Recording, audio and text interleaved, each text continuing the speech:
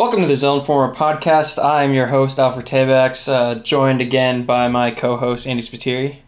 Hello, everybody. We've been gone for a while. Missed E3, missed the week before. That was all on me. Missed a lot of stuff because of my wedding and setting everything up. But I'm back now, and I'm married. We've been gone, but we're back to take over the world. Yep. So we're all good to go. So we're just going to talk about E3, and then we'll get into our results for the predictions and stuff. I'm thinking about punishments later, because I'm not going to give away the results, but went about how I thought it would. Though I'm glad it went down the way it did, because I was really worried again.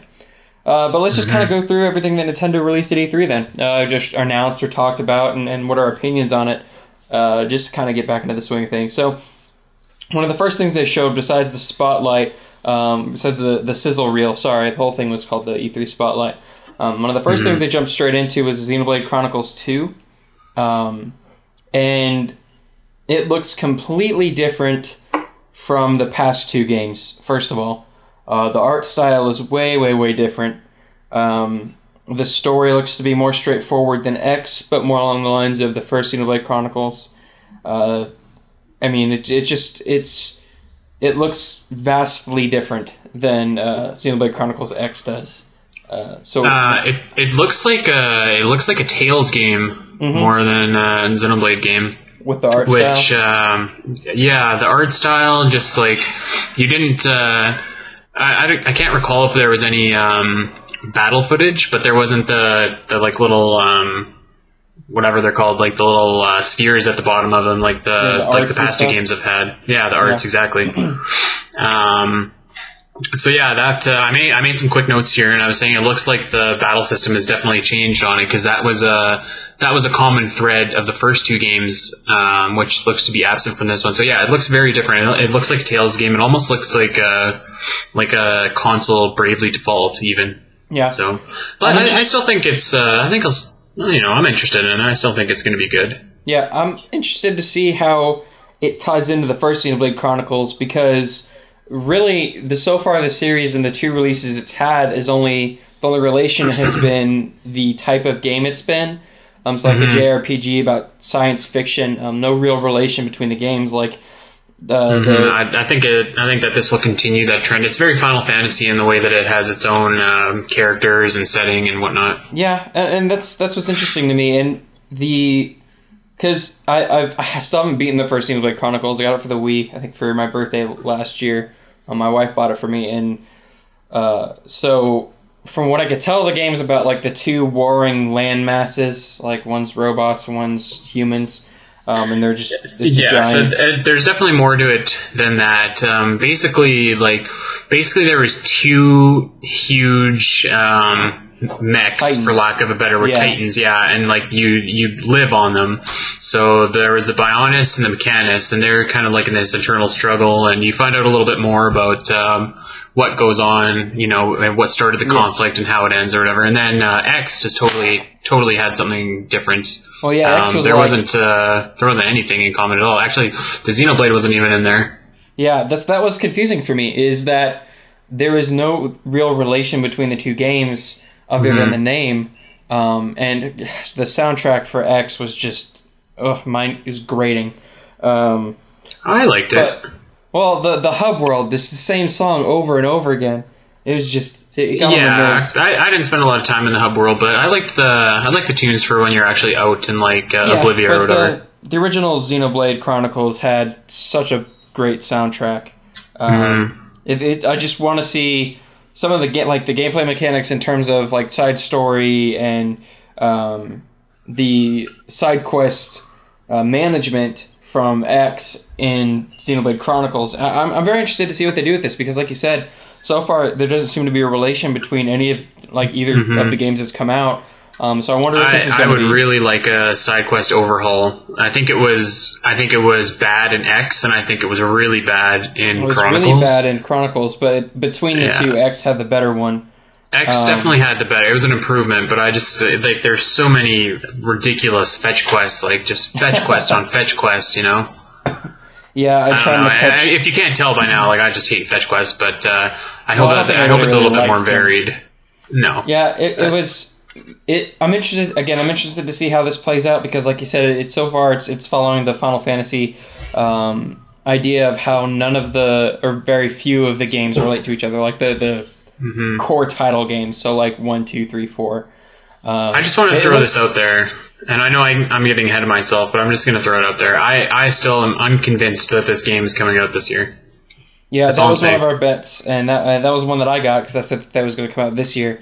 And this has only made it, reinforced it for me because it shows how far along they are. Already have localization. Like, this was all in English. And we know that was a big problem for X. So I'm interested to see. Hopefully it comes out this year. I think Nintendo could really use a big JRPG like this. Yes. Because, did you notice that the voice actors were Australian? Yeah, I mean, I feel like they use a specific pool whenever they do games like this. Because Monolith Soft, if you listen to the voices for this game and Xenoblade Chronicles, they're much more similar than Xenoblade Chronicles X and the other two. And I'm just interested to see what they do. I'm interested to see if you also have the option to stick with the Japanese voices or just do the English voices. I'm a little bit surprised that it's called Xenoblade Chronicles 2. I thought they would maybe give it a subtitle or something else. Yeah. So, but that also might mean that it has a more direct relation to the first game. Yeah. But we'll see. I'm excited for it. It's as of right now, it's coming holiday 2017. Andy's skeptical. I'm not. I have hope for this. And so far, our hopes haven't been let down from some of the things that we learned at E3. We're going to get into that as we go along. The next thing that kind of came out of nowhere was a Kirby game. It's just titled Kirby for 2018. Yay. Coming to Switch. It looks a lot like some of the mechanics from Crystal Shards. Not necessarily in the combination of the powers themselves, but being able to combine, your followers with the powers that you have.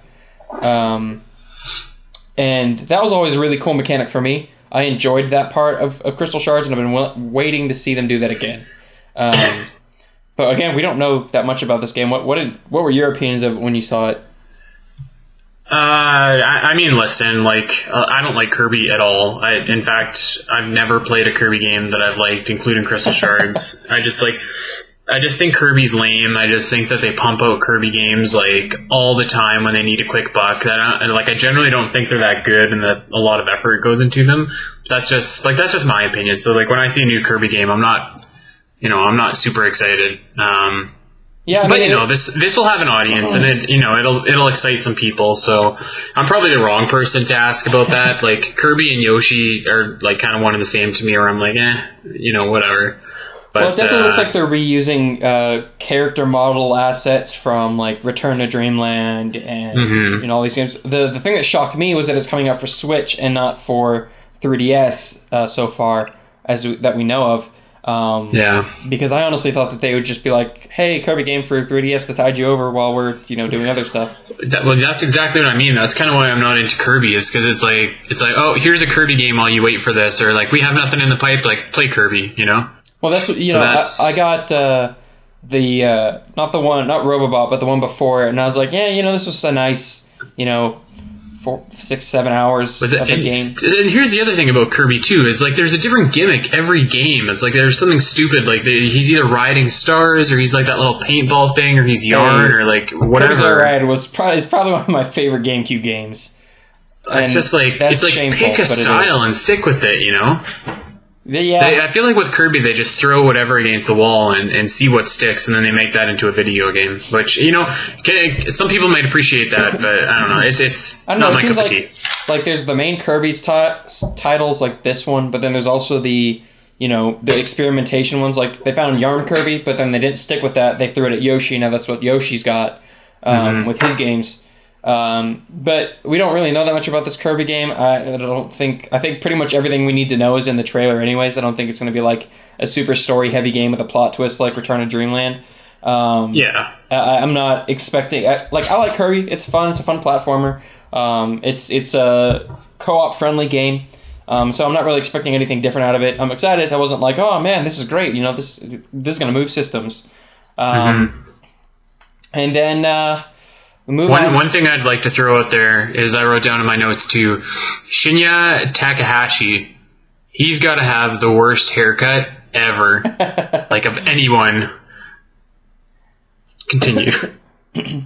So going on, then Game Freak talked about their Pokemon Tournament Deluxe DX Switch thing momentarily again, which was, that was nice. We got to see that. There's an audience for that. It's not me. I'm awful at fighting games like that. I didn't get the first one. I enjoyed it whenever I played it with someone, but it's not for me. One of the things they did announce, though, is that they are making a full series, like a staple Pokemon game for the Switch. But did they?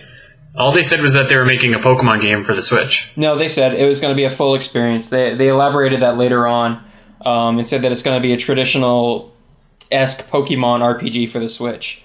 Okay, that's good, because I was worried that we were going to get some, like, Coliseum game or something like that. Oh, Coliseum was great, though.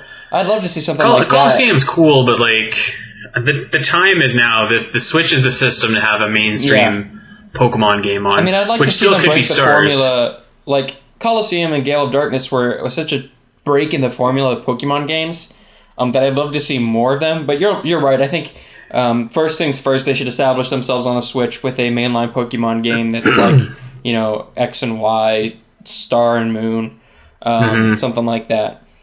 Yeah. Like one thing, sidestepping for a second here, but like Ultra Sun and Ultra Moon, I didn't see that coming. I'm not really. I thought it was an odd announcement, especially because it's like literally a year after the game came out. So like, if it's not for Switch, which we all assume that Pokemon Stars would be, then what's the incentive to rebuying these same games again, other than it seems like a DLC at best that you're now paying full price for a new game. It seems like it's a different story is what they were talking about, and I actually got into a bit of a discussion with one of my friends about this. Is I honestly don't see the pull of Ultra Sun and Ultra Moon. Like, I didn't get Black and White too. It just doesn't. I understand that Black and White 2 had a completely different story, and I know what the story was. It's actually pretty interesting. I don't really want to play through the same region again in terms of it looks pretty much the same. Not a lot of change-ups to it, and probably going to hate for that, but I don't see the pull in the only third Pokemon Sun and Moon. Yeah, the only third Pokemon game I've ever bought was Yellow back in the day. Other than that, I've never bought I didn't buy Crystal, I didn't buy Emerald, I didn't buy any of those games. So, but this one I would have if it would have been on the Switch. Yeah. Wow. And see, if that too, if this had been Ultra Sun and Ultra Moon, completely updated graphics on the Switch, then I'd be I can understand why people would want to go out and buy this. I just don't see these making as big of an impact as Sun and Moon did, because it seems like they're just reusing the same engines and the same graphics, and it just doesn't seem like. Not that I'm discounting the effort it takes. Yeah, I don't know. When you compare, when you compare to what. Well, if you go from X and Y to Sun and Moon, if they were going to do simple ports like it looks like these games are, the Switch is where they should have done it, because at least then you had the incentive to have it on the big screen as well as on the go. Yeah. So, I mean, I'm not typically or particularly excited for them. I know there's a market for people. They'll buy every Pokemon game that comes out. I'm more excited to see what we're going to get for the Switch. But let's move on to probably what are the biggest announcements from E3. And this is something that I predicted completely off the wall, and then we didn't think it was going to happen. This is something I wished and I dreamed for. Yeah, is that we are getting Metroid Prime 4 for the Switch. All we have is a logo. Yes. And we don't know if it's going to be good. The problem is we're all hyped up now.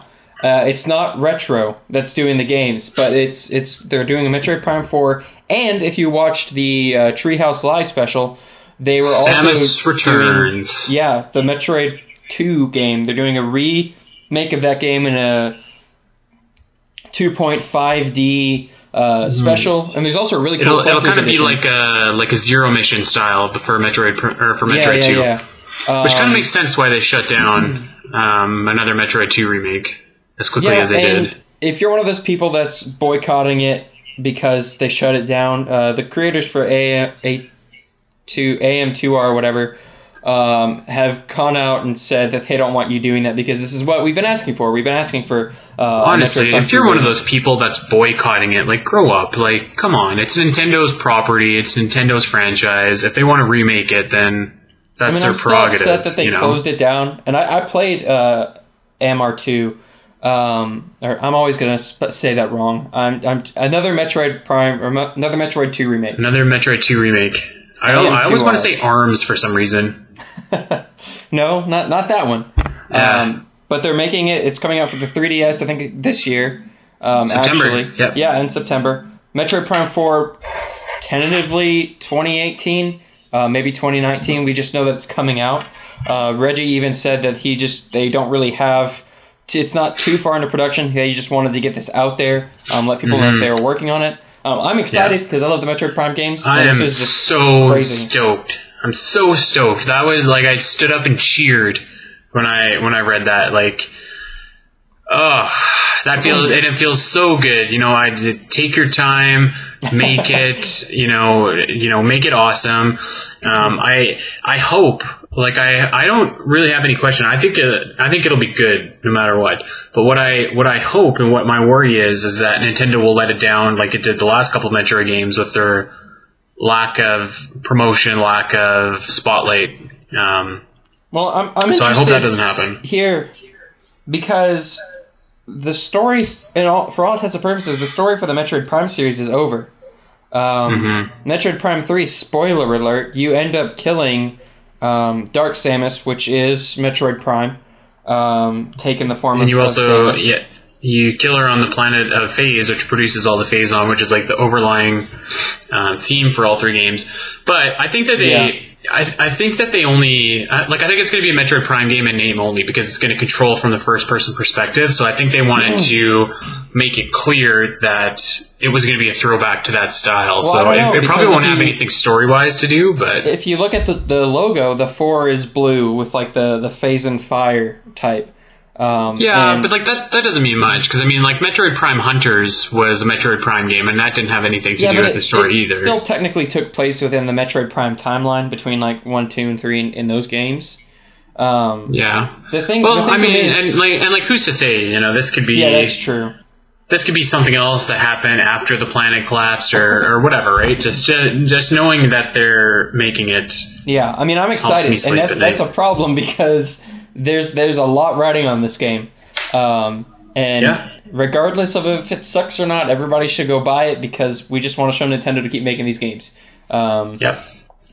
Okay, quick plug, everybody. You can go. I just wrote a lengthy article on Metroid, actually, that I broke up into a couple pieces called The Metroid Conundrum. You can go check it out on my Twitter if you want to. I'll have more thoughts about it there. I mean, I'm looking forward to this game.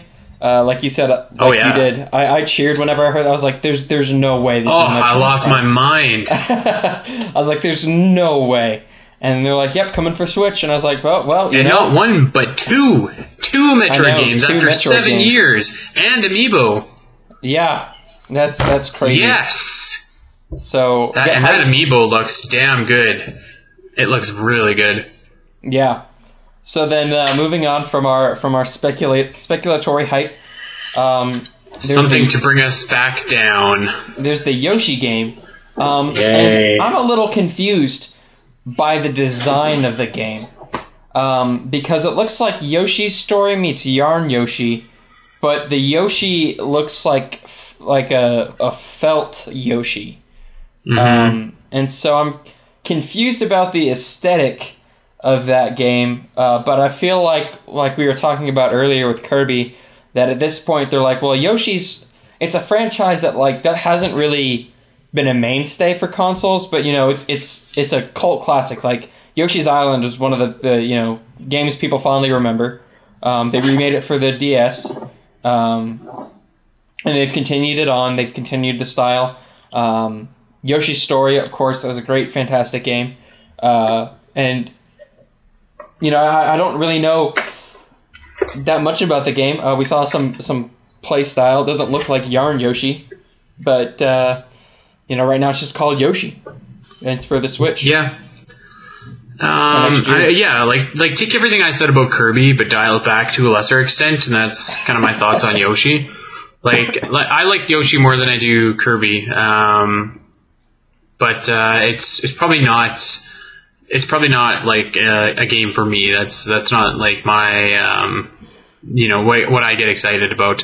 Like Yoshi's Woolly Yarn or whatever that game was called. Like that game looked fun enough, but it didn't move the needle for me. So I'm imagining that this is kind of going to be somewhere in the mix of like Yoshi's story and that game. So it'll have an audience. So like I was talking about with Kirby though, like Yoshi and Kirby at this point have become kind of like those not like easy games, but they're the games that you could play with friends or like with your family, and not really super intensive co-op playing games. Like I tried playing Borderlands pre-sequel with my wife last night, and that was an experience in and of itself. She's not a first-person shooter player by any means, but we play like Yoshi or Kirby. That's something she can get into. The gameplay is super simple, and it's definitely designed for younger gamers to kind of.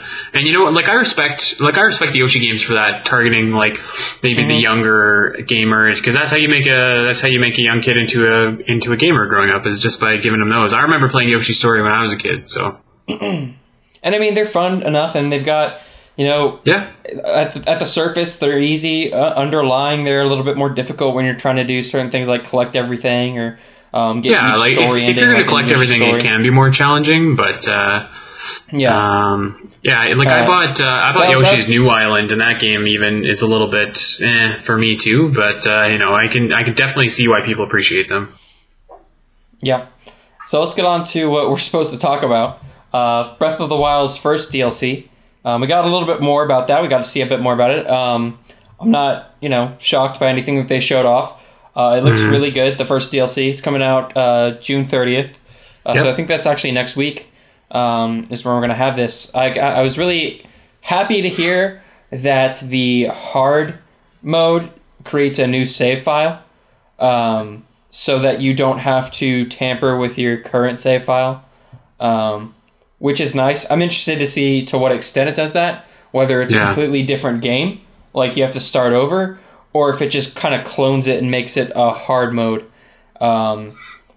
Because I would imagine that you probably would have to start over. That would make sense to me. Because how would you, if you're putting it in your Breath of the Wild file that you've already, for all intents and purposes, beaten, then there's probably not much left to challenge you. Ooh. What if Ganon, the final boss with Ganon is harder?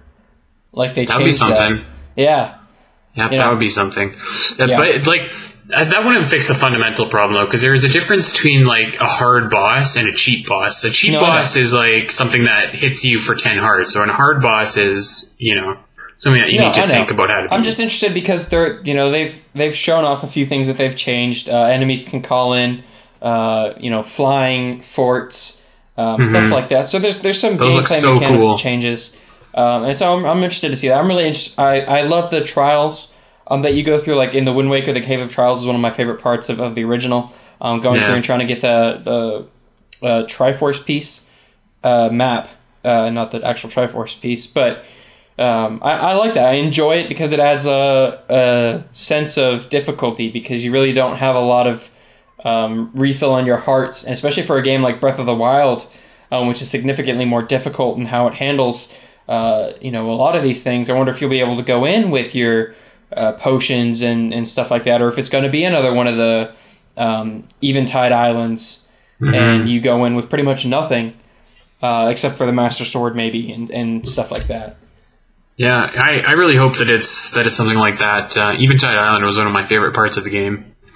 So just kind of surviving off your own wits and off the land was really, like, it was a good way to showcase the strengths of Breath of the Wild and how that world can lend itself to difficulty too.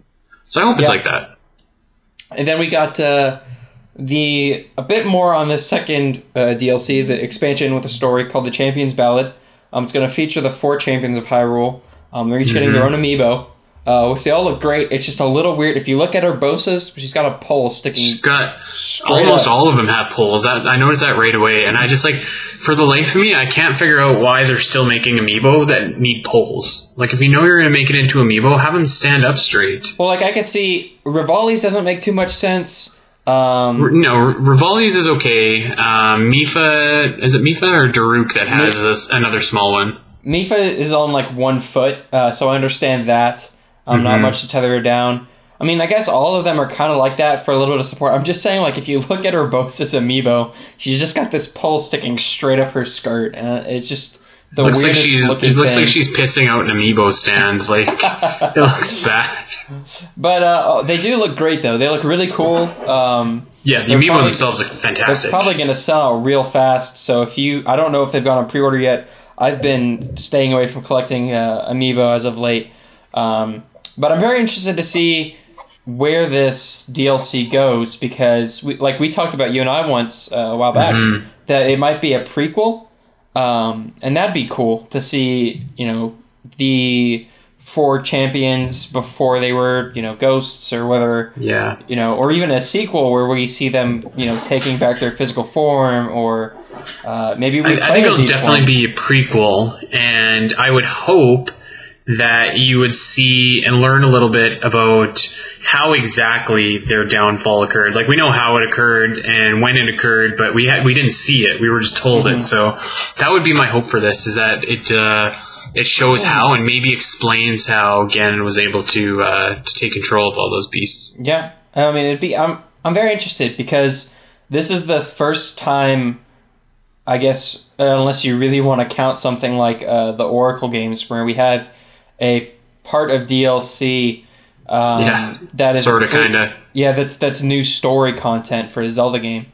That's at this point, as far as we know, a post story content. And I don't remember if it said at some point if it's going to be a separate file. It might be to take place afterwards, but it is scheduled for holiday 2017. So we're looking forward to that, definitely. We'll be covering that a lot more extensively whenever we get more news on it. I thought it was really neat when Cass's theme turned into the main Zelda theme too. Yeah, that was there's no reason to think this is going to be bad. It's going to be great. If it's going to follow the same vein, I'm excited too. Holiday 2017 is a great date. The June 30th release for the first DLC will tide us over till then. Not that I'm saying that there's nothing else to play. This will tide us over when Xenoblade gets delayed till first quarter of 2018. So then moving on, then got another. This one caught me by surprise, because this has been in talks for a while. Was that Rocket League might come to the Switch, and because Platonics, I think was that the guy that did, no, Platonics was the people that did Ukulele. I think so. Yeah, let me look that up, because that's going to bother me now. I don't know why I don't remember that. Psionics. Okay. That's why I got that confused. So Psionics has been talking about wanting to put Rocket League on the Switch for a while, but there was really no indication that they were going to until we saw the sizzle reel at the beginning of the Nintendo conference. And we saw Rocket League alongside ARMS and Pokken Tournament, and all the other smaller things that it showed off. More than that, though, it's confirmed that the Nintendo Switch version will be able to play with both PC and Xbox consoles. So there will be cross console play with the Nintendo version, which is that blows my mind, honestly. That's pretty awesome on a Nintendo console. It's not even on a PlayStation console. Like, they don't have crossplay. This is happening on Nintendo. I don't know how that's necessarily going to work, unless it has its own, user name. It must have its own lobby or something like that just doesn't care what system you're playing on. Yeah, I'm very. So this is what winter 2017. Yeah, holiday 2017. I've been waiting on buying this game for a while. I'm probably going to pick it up for the Switch.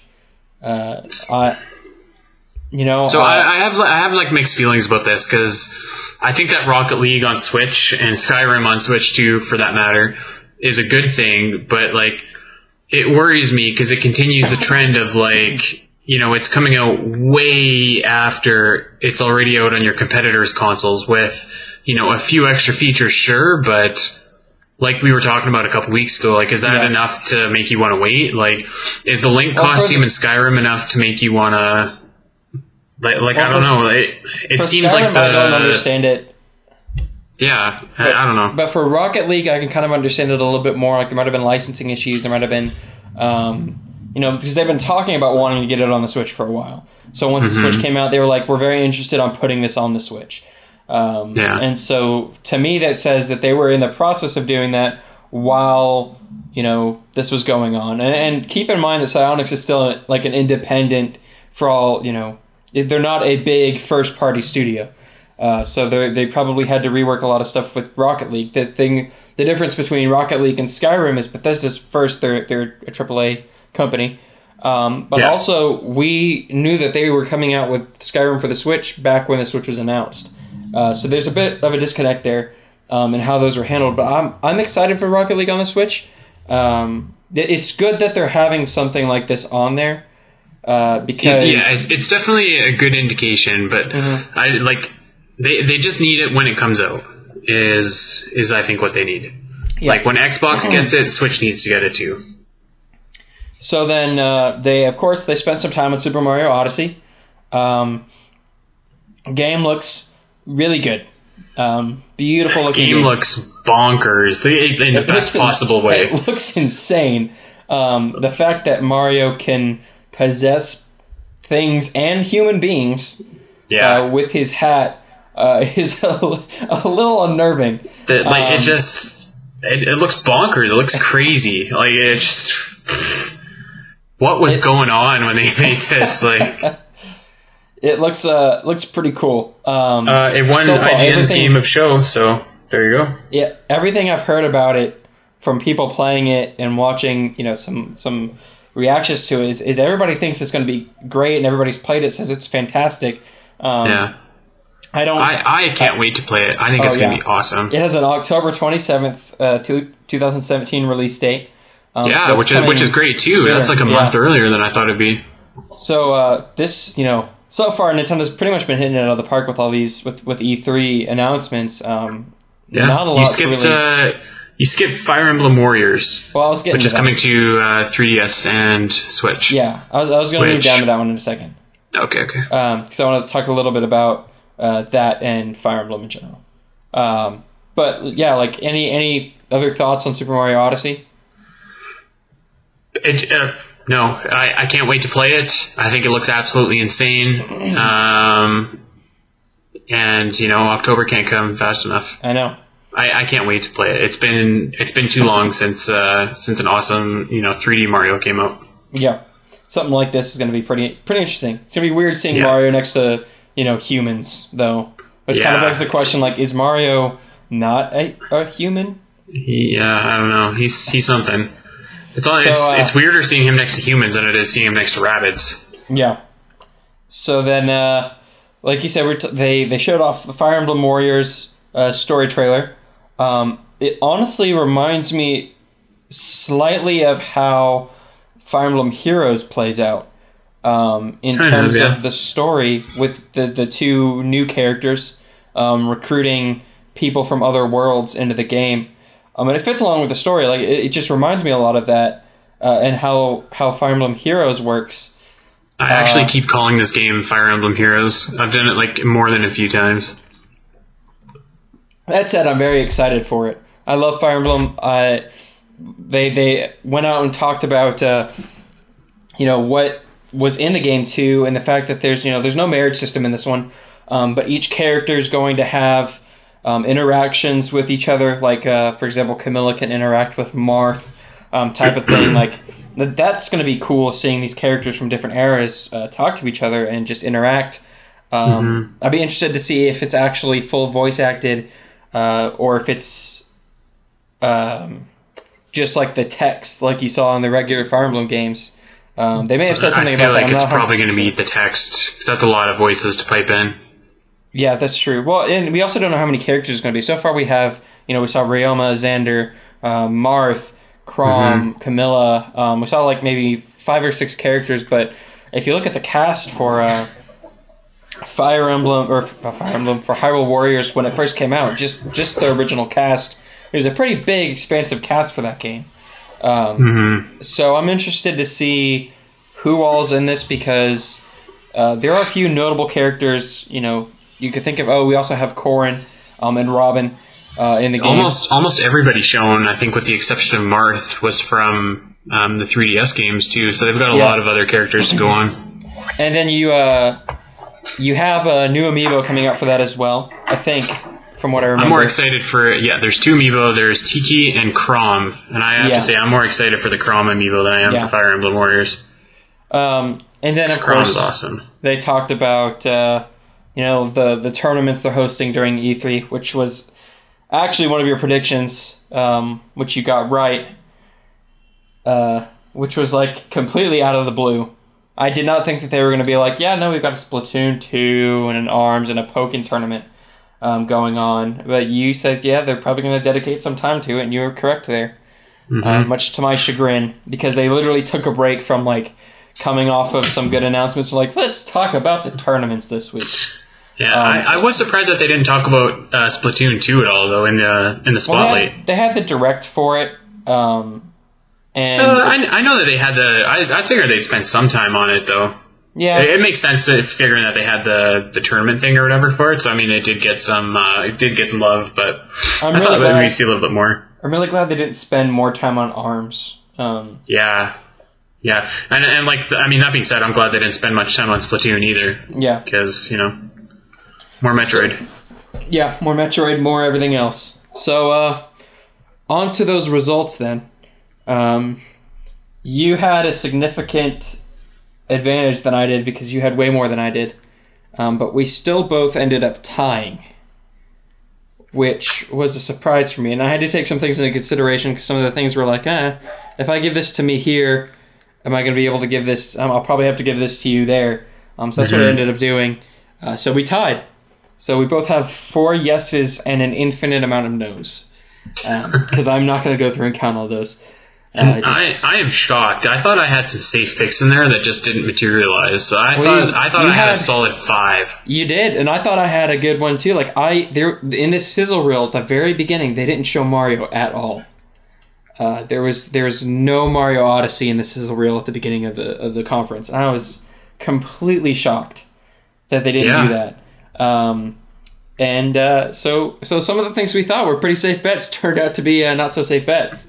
Yep, absolutely. But we ended up tying, so we're both gonna do a punishment. I'm gonna put a time limit on it. I'd probably say within the next 2 weeks we should get them done. Done. Yeah. And you want to go first? Tell me what you got lined up for me.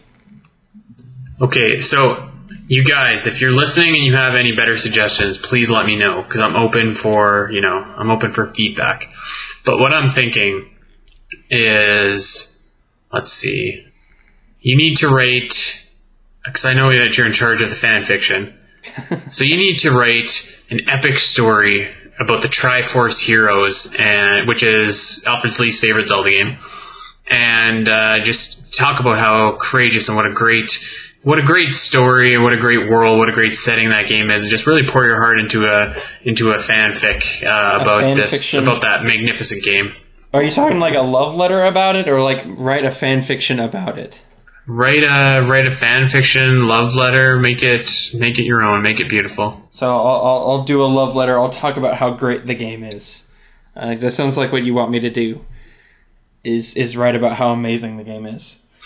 Write about that amazing game and just a story, what it means to you personally. Okay, so I'll write a personal review on Triforce Heroes about how great it is.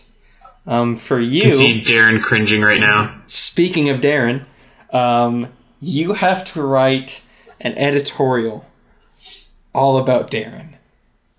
All about Darren. All about Darren. You have to write an editorial about him, like examining who he is as a person, what he means to you. I think he likes fish.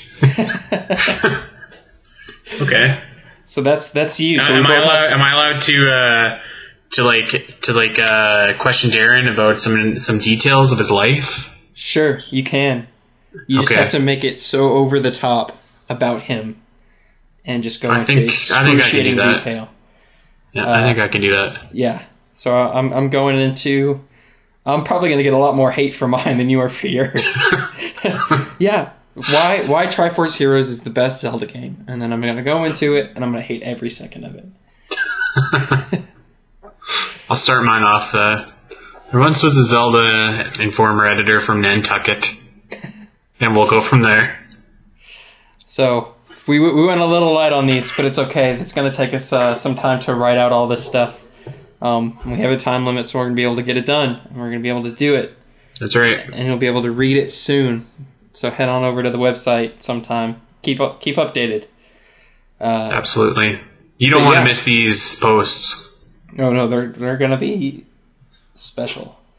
They're going to be special, and they're going to be filled with love.